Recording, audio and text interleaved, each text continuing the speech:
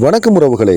108 இடங்களை வென்ற தாவைக்காவை ஆட்சி அமைக்க அழைக்காமல் இருப்பது தமிழ்நாட்டு மக்களின் ஆணையை அவமதிப்பது என மக்கள் நீதி மைய தலைவனும் எம்பியுமான கமலஹாசன் பதிவிட்டதை நாம் அண்மை செய்தியாக பார்க்கின்றோம்.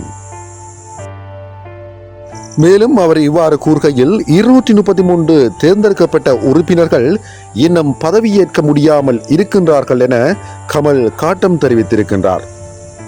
தாவேகாவை ஆட்சி அமைக்க அழைக்காமல் இருப்பது மாநிலத்திற்கு நேரும் அவமானம், மக்கள் ஆட்சிக்கு ஏற்படும் சேதம் என கமல் குறிப்பிட்டுள்ளார். மேலும் 2 முறை கோரிக்கை விடுத்தும் தமிழக வெற்றி கழகத்தை ஆட்சி அமைக்க கூறாமல் ஆளுநர் தாமதித்து வரும் நிலையில் மக்கள் நீதி மைய தலைவர் கமலஹாசன் வெளியிட்ட இந்த பதிவானது முக்கியத்துவம் வாய்ந்ததாக காணப்படுகிறது. 133 தேர்ந்தெடுக்கப்பட்ட உறுப்பினர்கள் இன்னும் பதவியேற்க முடியாமல் இருக்கின்றார்கள். எனவே ஆட்சி அமைக்க ஆளுநர் அழைக்க வேண்டும் என அவர் தனது கருத்தில் இவ்வாறு குறிப்பிட்டுள்ளார்.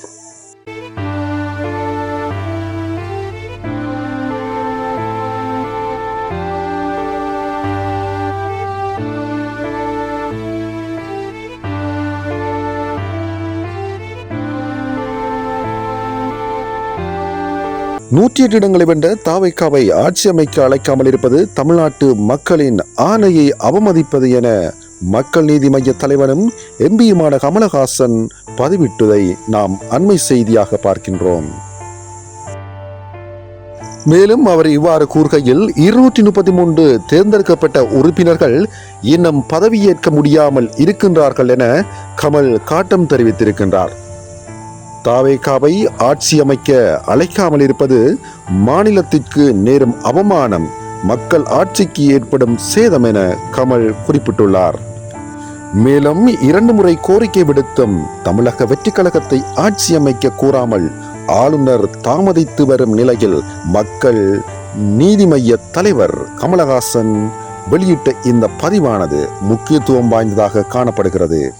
133 தேர்ந்தெடுக்கப்பட்ட உறுப்பினர்கள் இன்னும் பதவியேற்க முடியாமல் இருக்கின்றார்கள். எனவே ஆட்சி அமைக்க ஆளுநர் அழைக்க வேண்டும் என அவர் தனது கருத்தில் இவ்வாறு குறிப்பிட்டுள்ளார்.